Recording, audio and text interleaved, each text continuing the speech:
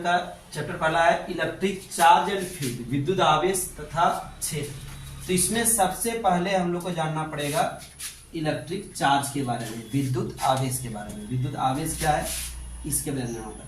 तो चलिए विद्युत आवेश यानी इलेक्ट्रिक चार्ज को हम लोग लिखते हैं, विद्युत आवेश, इलेक्ट्रिक चार्ज।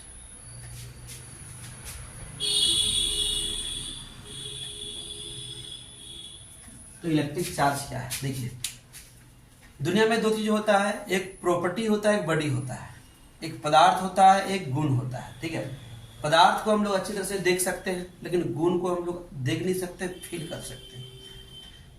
तो यहाँ आवेश भी क्या है, गुण है, प्रॉपर्टी है। और इस गुण के कारण वो क्या होता है, कुछ कार्य करता है, कुछ काम करता है, कुछ बल लगाता है, कुछ फोर्स अप्लाई करता है। वो चीज को हम लोग देख सकते हैं, फील कर सकते हैं, ठीक है। जैसे कि क्या बोल सकते हैं कि चार्ज क्या है, एक बॉडी का प्रॉपर्टी है, और उस प्रॉपर्टी के कारण वो दूसरे बॉडी पर फोर्स अप्लाई कर सकता है। मतलब आवेश किसी वस्तु का गुण है जिसके कारण वह दूसरे वस्तु पर बल लगाता है। जैसे कि मान लीजिए कि कोई प्लास्टिक को या तो रबर को हम लोग कोई दूसरे मटेरियल से रगड़ेंगे, फ्रिक्शन करेंगे, तो वो क्या हो जाएगा, चार्ज हो जाएगा। वो छोटा छोटा पार्टिकल को, डस्ट पार्टिकल को या तो कागज को अपनी ओर खींचने लगेगा। तो ये क्या है, आवेश है, ठीक है। तो चलिए इसका डेफिनेशन लिखते हैं। लिखिए, चार्ज लिख के दे दीजिए। लिखिए, the property of a body due to which it can apply force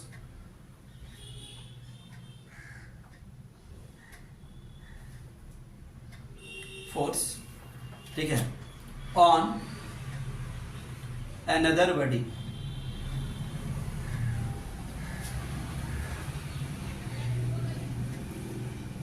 charge is scalar quantity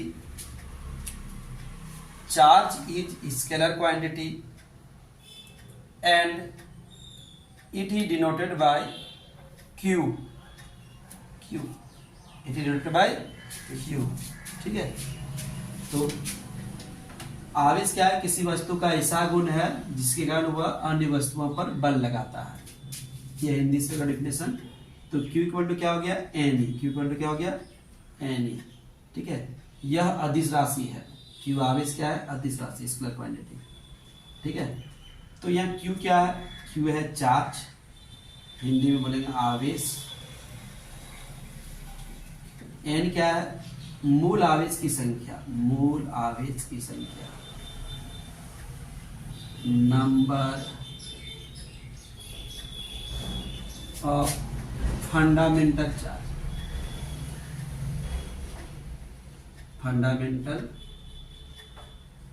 charge, और ये क्या है, मूल आवेश। मूल आवेश की यहाँ संख्या लिख दीजिएगा, मूल आवेश की संख्या, मूल आवेश, फंडामेंटल चार्ज।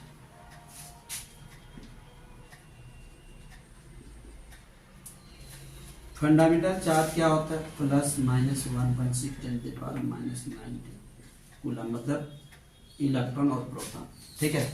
इलेक्ट्रॉन और प्रोटॉन, ये है फंडामेंटल चार्ज। फंडामेंटल पार्टिकल क्या है, तो एक एटम को हम लोग अगर तोड़ेंगे, ब्रेक करेंगे, तो ये 3 पार्टिकल में डिवाइड होगा, इलेक्ट्रॉन, प्रोटॉन और न्यूट्रॉन। इसी को फंडामेंटल पार्टिकल कहते हैं।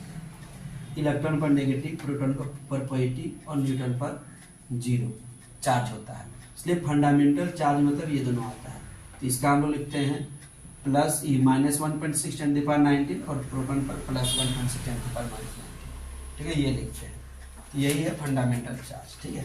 और एन क्या है, नंबर। जैसे कोई बॉडी में इसमें मान लीजिए 500 इलेक्ट्रॉन का एक्सिस है, या तो 500 इलेक्ट्रॉन का डिफिशियंसी है, तो एन वो नंबर हो गया 500, ठीक है। ये हो गया। एक क्वेश्चन इसमें बार बार पूछता है, 1 कूलम चार्ज में कितना इलेक्ट्रॉन होगा, 1 कूलम चार्ज में कितना इलेक्ट्रॉन होगा, Q बराबर कितना है, 1 कूलम। तो how many number of electron constitute 1 coulomb charge, या तो how many number of electron consist in 1 coulomb charge. 1 coulomb आवेश में कितने इलेक्ट्रॉन होते हैं। तो हम लोग को एन निकालना, एन इक्वल टू क्या हो जाएगा, बोलिए Q/E हो जाएगा। Q का वैल्यू कितना है, 1, और ई का वैल्यू कितना है 1.6 × 10⁻⁻19 हो गया।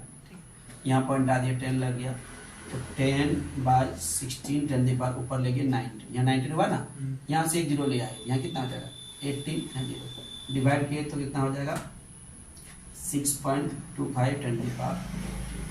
ठीक है, तो एक कूलम चार्ज के लिए कितना इलेक्ट्रॉन चाहिए 6.25 10⁻18 इलेक्ट्रॉन। ठीक है,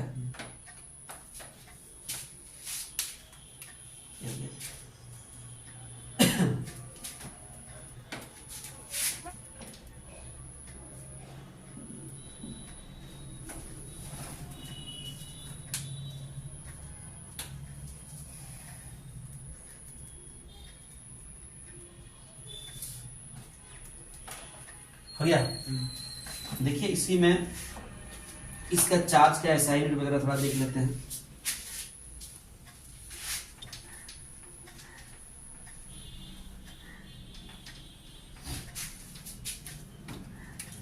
क्यू से हम लोग एन ही पढ़े थे। इसका एसआई यूनिट होता है कूलाम, COULOM। जोड़ क्या होता है सी से, इसका एसआई मात्रक कूलाम होता है, सीजीएस मात्रक होता है इसका स्टेट कूलाम। ठीक है, एक यूनिट होता है इसका ESU, इसको बोलते हैं इलेक्ट्रोस्टैटिक यूनिट। एक और यूनिट होता है इसका EMU, इलेक्ट्रोमैग्नेटिक यूनिट। एक और यूनिट होता है इसका एम्पियर आवर।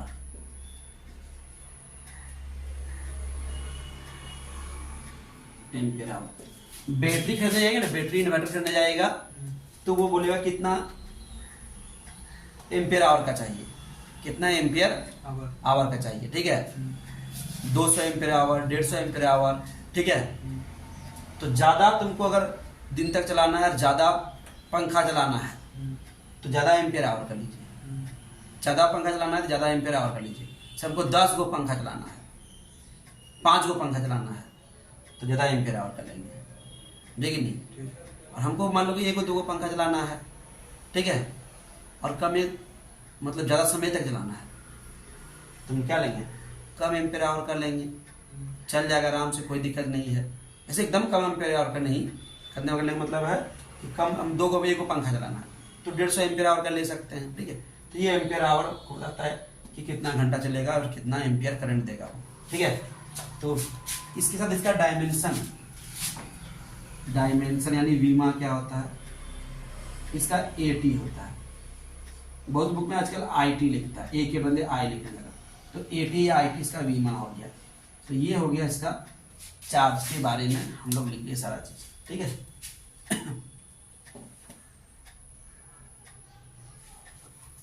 मिटा दें इसको।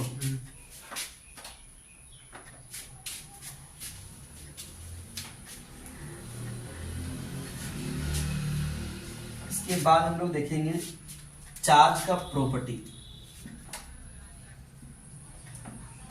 ऑफ चार्ज, आवेशों के गुण। तो क्या क्या प्रॉपर्टी हम लोग देखेंगे।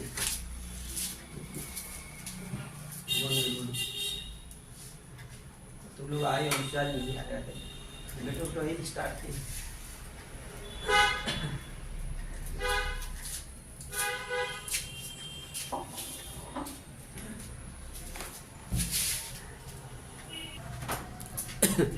तो हम लोग आवेश के बारे में अभी पढ़े। ठीक है, अब आवेश का हम लोग गुण देखेंगे, प्रॉपर्टीज ऑफ चार्ज देखेंगे। ठीक है, तो आवेश का पहला गुण क्या है, 1 नंबर है, इंग्लिश हिंदी दोनों बताएंगे। आवेश का योगात्मक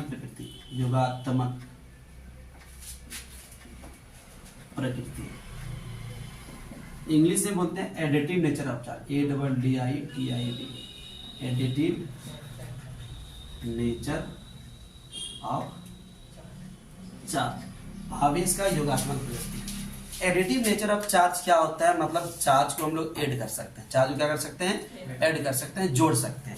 जैसे कि ये बोर्ड है, इसमें यहाँ मान लो 2 कूलम है, यहाँ -10 कूलम है, यहाँ 50 कूलम है, यहाँ -4 कूलम है, तो इसमें नेट आवेश कितना है इस बोर्ड में, तो ये मार्कर में अलग अलग जगह पर अलग अलग आवेश है, तो कुल मिला के कितना आवेश है, नेट आवेश कितना है, तो सबको हम लोग जोड़ सकते हैं, सबको जोड़ के बता सकते हैं। अब बोलोगे जोड़ने का, तो सभी को जोड़ सकते हैं, नहीं जोड़ सकते हैं। किसको नहीं जोड़ सकते हैं, टेम्परेचर। मान लो तुम्हारा बॉडी का हम लोग को टेम्परेचर निकालना, तुमको फीवर हो गया, शरीर का तापमान निकालना है, तो हम लोग थर्मामीटर लगाते हैं, यहाँ लगाते हैं, तो यहाँ लगाते हैं। ऐसा थोड़ा है कि यहाँ लगाए फिर 102 डिग्री, फिर यहाँ लगाए, फिर यहाँ लगाए, सबको जोड़ जोड़ के हम लोग बोले शरीर का तापमान इतना डिग्री है, ऐसे बोलते हैं। ऐसे बोलेंगे तो 1000 डिग्री हो जाएगा, ठीक है, तो ऐसे तो नहीं बोलते हैं। तो तापमान को हम लोग नहीं जोड़ते हैं, एक जगह जो होता है वही सब जगह मान लेते हैं, ठीक है। लेकिन आवेश को हम लोग जोड़ सकते हैं।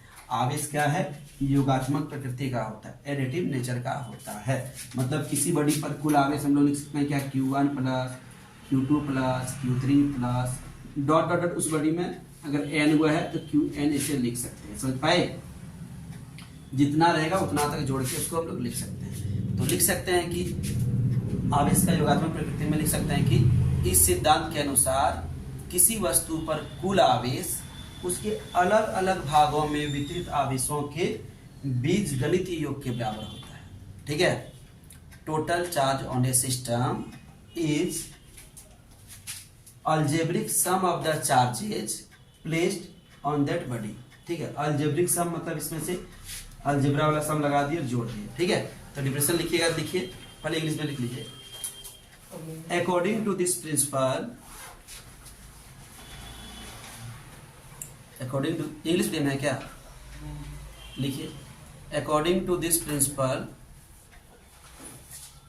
According to this principle, according to this principle, total charge on a system, total charge on a system, Hindi से लिखेंगे। अकॉर्डिंग टू दिस क्या लिखे, principle, total charge on a system is algebraic sum of the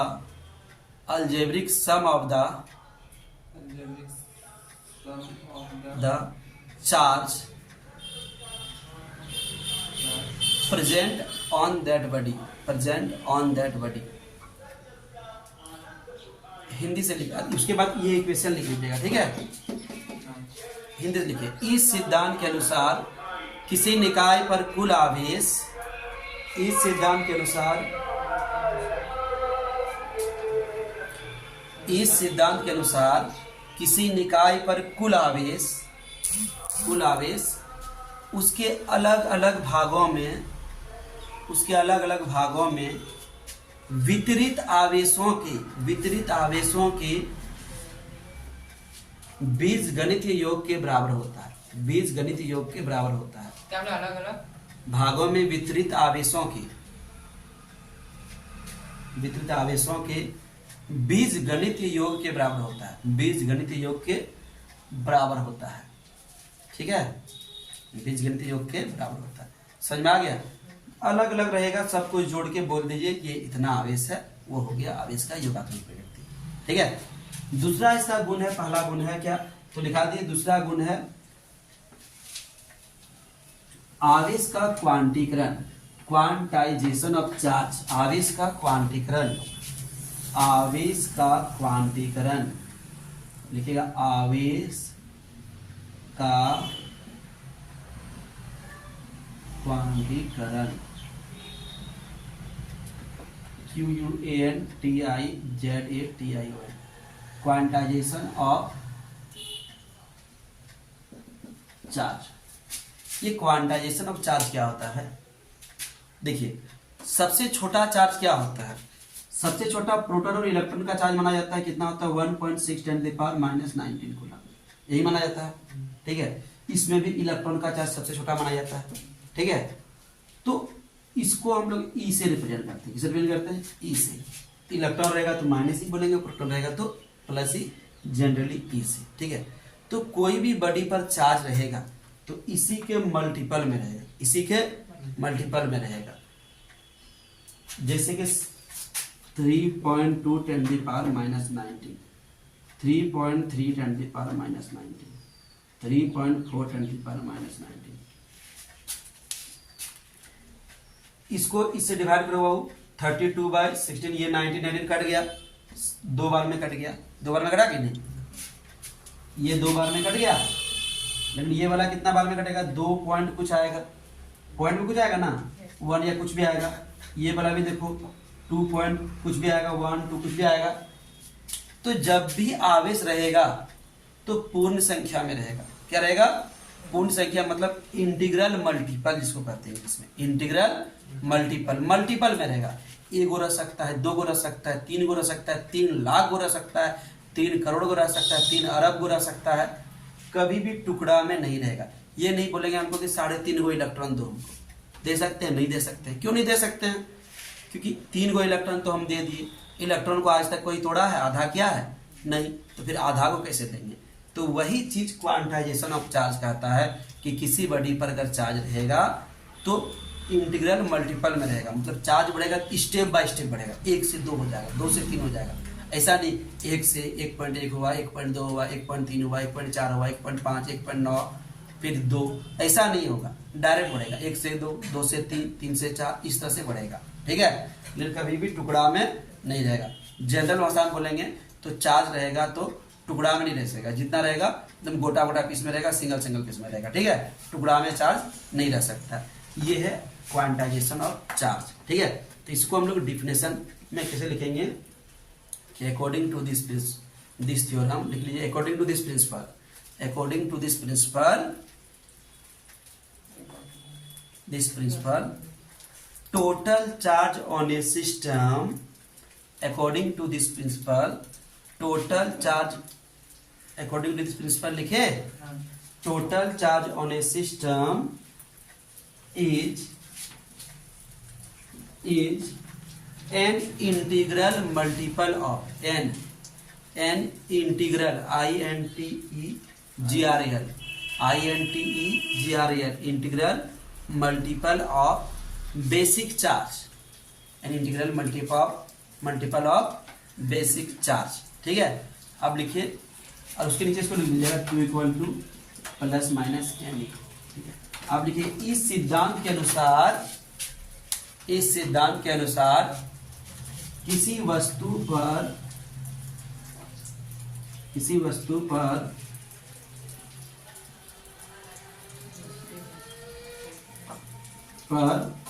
कुल आवेश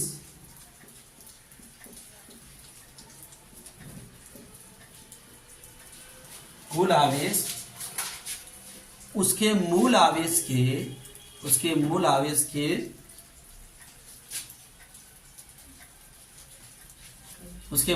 के पूर्ण गुणज के रूप में होता है, पूर्ण गुणज के रूप में होता है, पूर्ण गुणज के रूप में होता है। यह भिन्नात्मक रूप में नहीं होता है, यह भिन्नात्मक रूप में नहीं होता है। ठीक है, इसको लिख लिए। देखिए, n जो रहेगा 1 रह सकता है, 2 हो सकता है, 3 हो सकता है, 4 हो सकता है, 5 करोड़ कुछ भी हो सकता है, लेकिन n क्या नहीं हो सकता है, 1/8। देखिए, फ्रैक्शन में, टुकड़ा में नहीं रह सकता है। ठीक है, समझ में आया, मिटा दे इसको लिख लीजिए।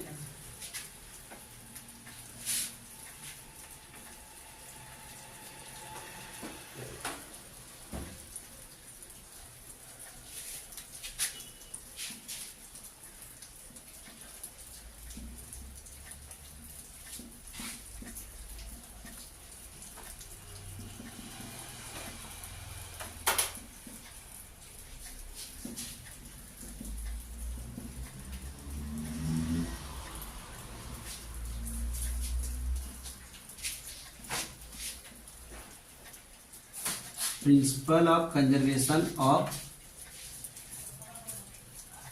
चार्ज, आवेश संरक्षण का सिद्धांत, principle of conservation of charge. ठीक है, नीचे बताते हैं इसको कि principle of conservation of charge क्या होता है। What is the principle of conservation of charge, आवेश संरक्षण का सिद्धांत क्या है। देखिए, जैसे हम लोग ऊर्जा संरक्षण का सिद्धांत पढ़े हैं, ऊर्जा का ना तो निर्माण किया जा सकता है ना इसका विनाश किया जा सकता है, इसे एक रूप से दूसरे रूप में परिवर्तित करते हैं। आवेश का भी हम लोग निर्माण नहीं कर सकते। अगर तुम प्लस चार्ज का निर्माण करते हो उतना ही तुमको माइनस चार्ज का निर्माण ऑटोमेटिक हो जाएगा, या तो करना पड़ेगा, ठीक है, करना नहीं पड़ेगा, ऑटोमेटिक हो जाएगा, ठीक है। लेकिन नहीं मतलब जैसे कि हम इसको हम दो गुण रगड़ दिए, ठीक है, इससे हमें इस पे इलेक्ट्रॉन का ट्रांसफर कर दिया, ठीक है। बैटरी को हम लोग चार्ज करते हैं, बैटरी होता है ना, ठीक है, एक पॉजिटिव टर्मिनल होता है एक नेगेटिव टर्मिनल होता है ना, एक प्लस होता है एक माइनस। तो जितना इसमें से तुम प्लस चार्ज ला रही हो उतना ही इसमें तुमको माइनस चार्ज लाना होगा, ठीक है। मतलब नेट चार्ज क्या होगा, पूरा यूनिवर्स का क्या है, जीरो। पूरा ब्रह्मांड का नेट आवेश क्या है, जीरो। तो कह सकते हैं कि आवेश का ना तो निर्माण किया जा सकता है ना इसका विनाश किया जा सकता है। किसी वस्तु पर कुल आवेश सदैव नेट चार्ज क्या होता है, जीरो होता है। तो यही लिखेंगे, लिखिए, इस सिद्धांत के अनुसार अकॉर्डिंग टू दिस प्रिंसिपल, इस सिद्धांत के अनुसार according to this principal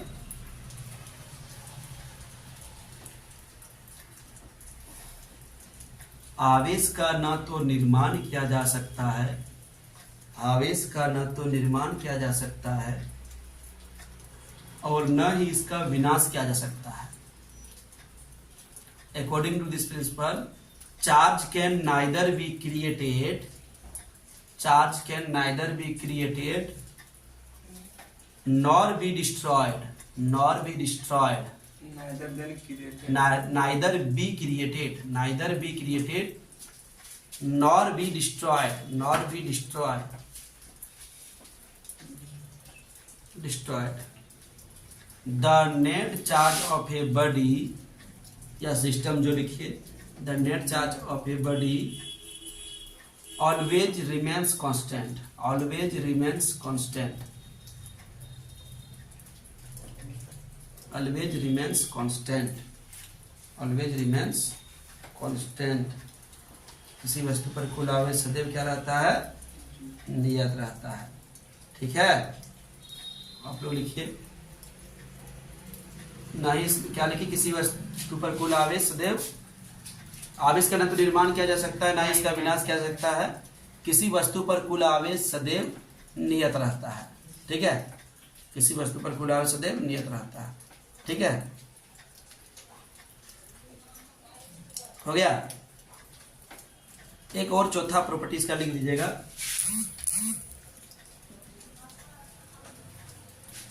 like charge repel and unlike charge attract.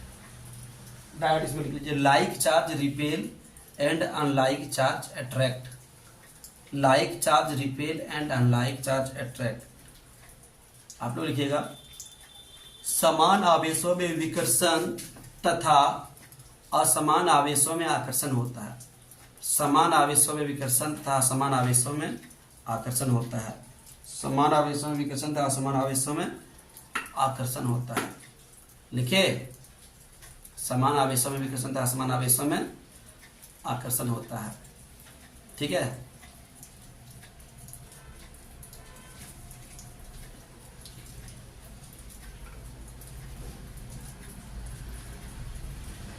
समान आवेशों में विकर्षण तथा असमान आवेश में क्या होता है, आकर्षण होता है।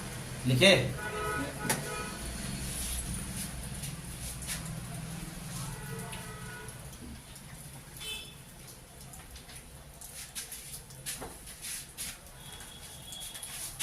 देखिए अगला टॉपिक लिखिए, खत्म हो गया, चार गो गुण बता दिए, चार गो प्रॉपर्टी बता दी। अगला टॉपिक लिखिए, हेडिंग दीजिए, effect of velocity, effect of charge on velocity, effect of charge on velocity. आवेश पर वेग का प्रभाव, आवेश पर वेग का प्रभाव, आवेश पर वेग का प्रभाव, effect of charge on velocity, आवेश पर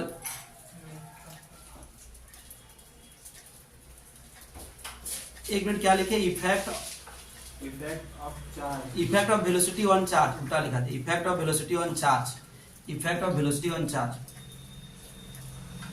effect of velocity on charge, ठीक है। कहने का क्या मतलब है, देखिए, अगर कोई चार्ज है, ये कैसा है, रेस्ट में है यानी विराम में है, ठीक है। तो इसका वैल्यू जो भी होता है, और इसी को हम लोग कर देंगे मोशन। मोशन मतलब गति, मतलब इलेक्ट्रॉन विराम में रहेगा, इलेक्ट्रॉन गति में रहेगा। तो क्या दोनों कंडीशन में बराबर होगा कि अलग अलग रहेगा? इलेक्ट्रॉन पर आवेश रेस्ट में, इलेक्ट्रॉन पर चार्ज यानी आवेश मोशन में सेम रहेगा कि बदल जाएगा? जैसे कि किसी वस्तु का द्रव्यमान, ये मास है, ठीक है, ये मास है 1/2 kg या 1 kg है, 1 kg है मान लो। इसको रेस्ट में रख के वजन करेंगे और इसी को ऐसे करके तेजी से पटकेंगे वजन करेंगे, तो क्या होगा? वेलोसिटी के साथ चेंज हो जाएगा। लेकिन चार्ज वेलोसिटी के साथ चेंज नहीं होता है। मतलब the charge of a body does not depend on velocity. आवेश क्या होता है? वेग पर निर्भर नहीं करता है, ठीक है। तो लिखिए the charge of a body और system, the charge of a body और system does not depend on velocity. The charge of a body on और सिस्टम और system does not depend on velocity.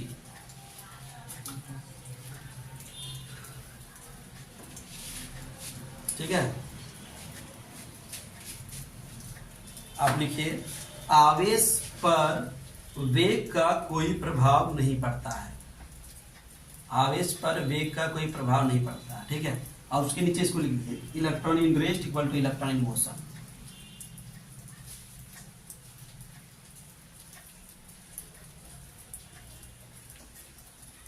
ठीक है, हो गया।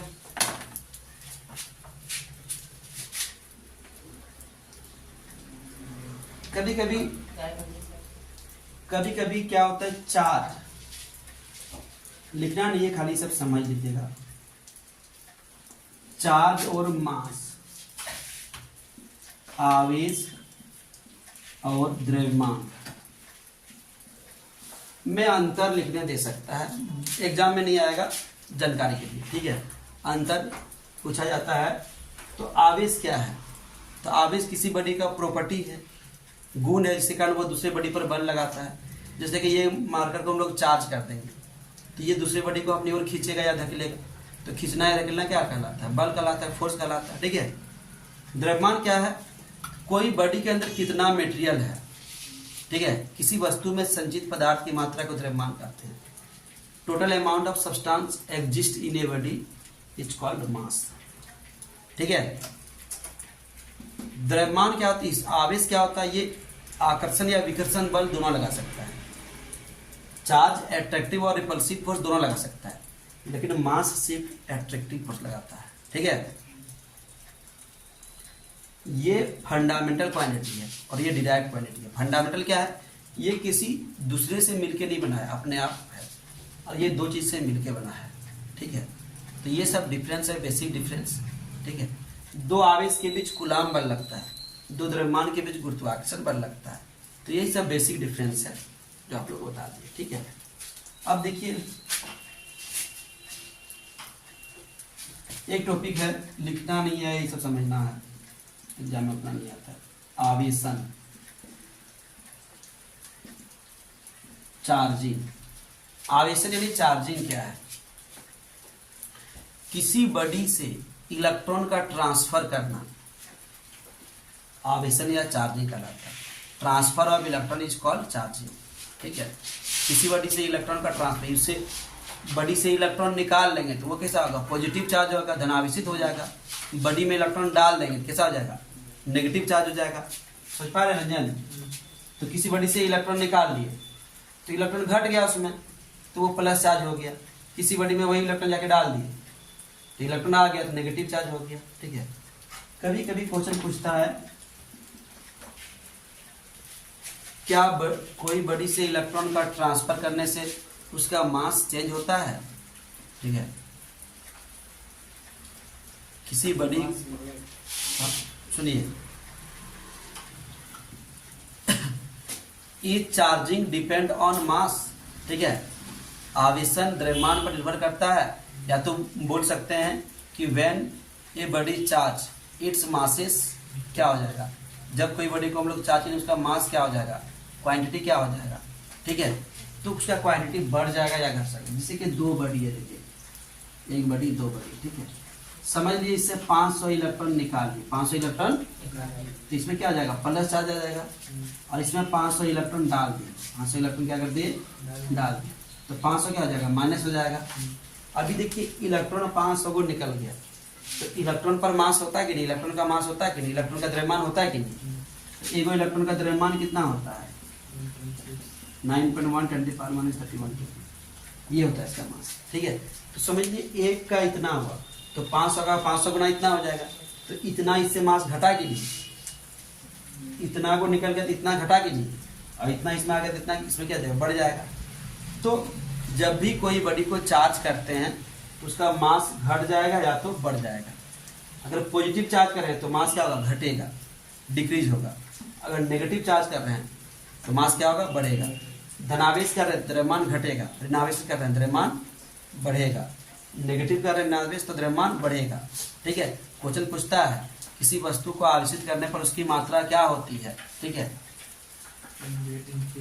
इंक्रीज और decrease. अब बोले किसी बॉडी को नेगेटिवली चार्ज करेंगे, किसी वस्तु को ऋणावेशित करेंगे तो उसकी मात्रा क्या होगा, बढ़ेगा। किसी बॉडी को पॉजिटिवली चार्ज करेंगे, धनावेशित करेंगे, उसकी मात्रा क्या होगा, घटेगा। पॉजिटिव चार्ज करना मतलब इलेक्ट्रॉन निकालना, ठीक है। ये दोनों पॉइंट याद रखिएगा, याद रह जाएगा, ठीक है। आगे देखते हैं हम लोग, तो आवेशन कैसे करेंगे, चार्जिंग कैसे करेंगे, चार्जिंग का क्या क्या तरीका है। पहला क्या है, कंडक्शन।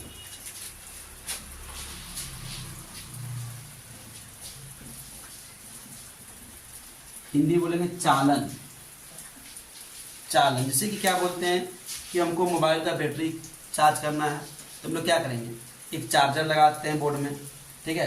क्या करते हैं, चार्जर बोर्ड में लगा देते हैं, तो वो चार्जर से एक तार से इलेक्ट्रॉन चल के आके बैटरी में जमा हो जाता है, हम लोग चार्ज कर लेते हैं, ठीक है। इसके लिए दो बॉडी का कांटेक्ट में होना जरूरी है, होता है कि नहीं कांटेक्ट में, ये कांटेक्ट वाला सिस्टम है। इन्वर्टर से बैटरी को चार्ज करते हैं तो तार से जोड़ते हैं कि नहीं। तो जब कोई बॉडी को एक्चुअल कांटेक्ट से वास्तविक स्पर्श करके चार्ज करते हैं तो उसको क्या करते हैं हम लोग, चालन, ठीक है। एक होता है प्रेरण, इसको बोलते हैं इंडक्शन।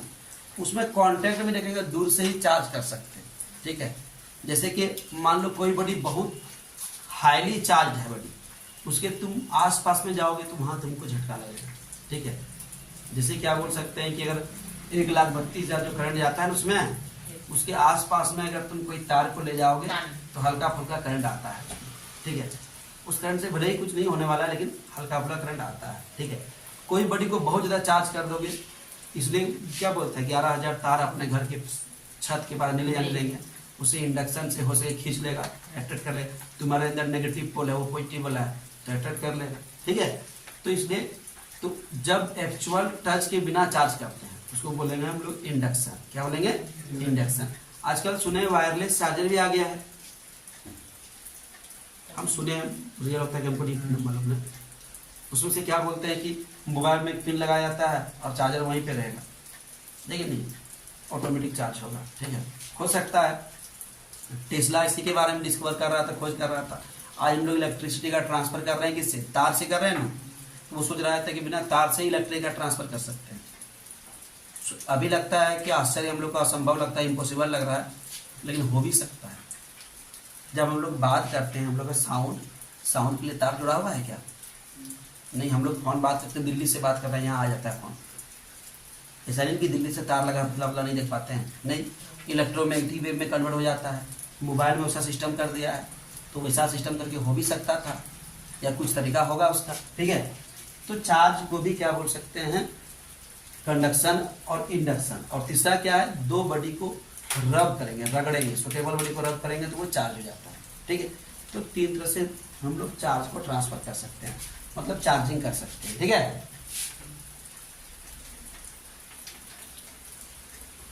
इसके बाद इस चैप्टर का जो मेन टॉपिक है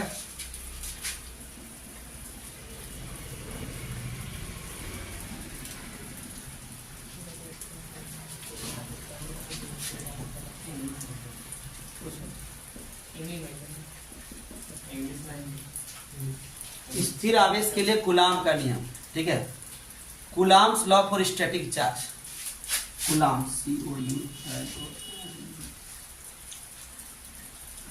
coulombs law for static charge.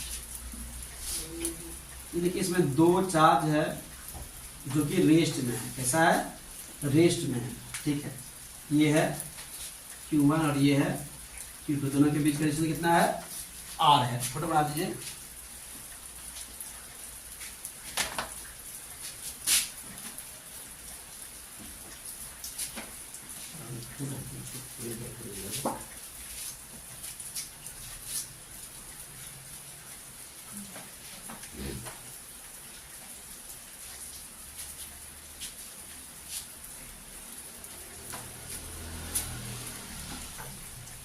हो गया। अभी क्या बोलते हैं, दो चार्ज है, ये देखिए Q1 और Q2, इसके बीच कितना फोर्स लगता है, इसके लिए कूलाम एक मैथमेटिकल रिलेशन निकाला, उसी को हम लोग कूलाम्स लॉ बोलते हैं। तो चलिए लिखते हैं, लिखिए, the magnitude of force between two static charge, the magnitude of force acting between two static charge, the magnitude of force acting between two static charge is directly proportional to the directly proportional to the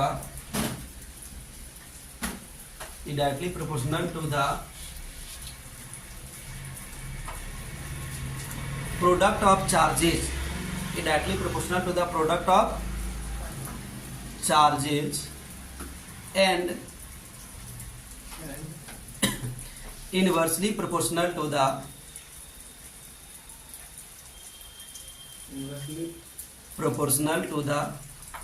square of the distance between them,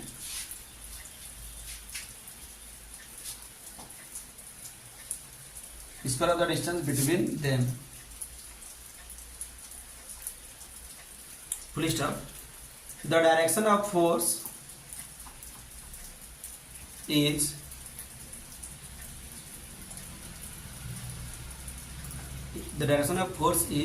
along the line joining the charge, along the line joining the charge। Hindi से लिखिए,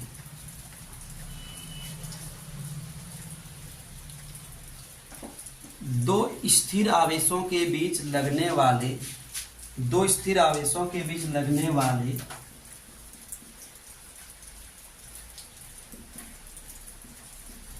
बल का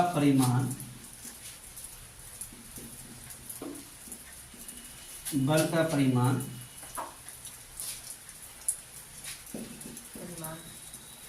आवेशों के गुणनफल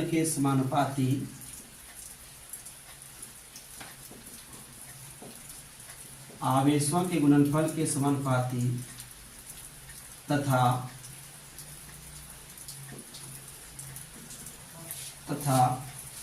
इसके बीच की दूरी के वर्ग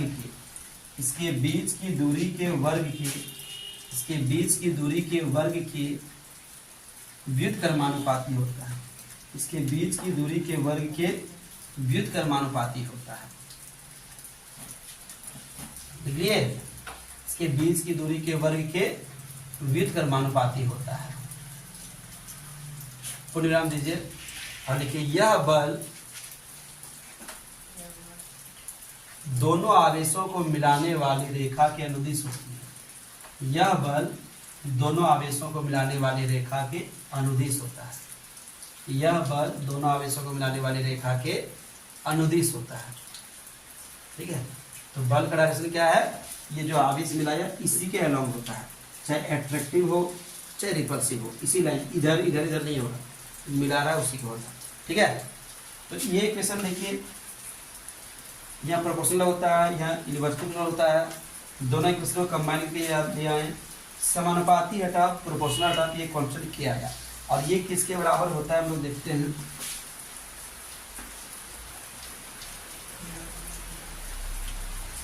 यहाँ देखिए, तो K इक्वल टू होता है 1/4 पाई एप्सिलॉन नॉट, और इसी के बदले में होता है 9 × 10⁻⁴ 9 न्यूटन मीटर स्क्वायर पर कूलम। ये इसका वैल्यू होता है। तो फाइनली एफ इक्वल टू हम लोग बोल सकते हैं क्या, इसको लिखना चाहते हैं तो 1/4πε0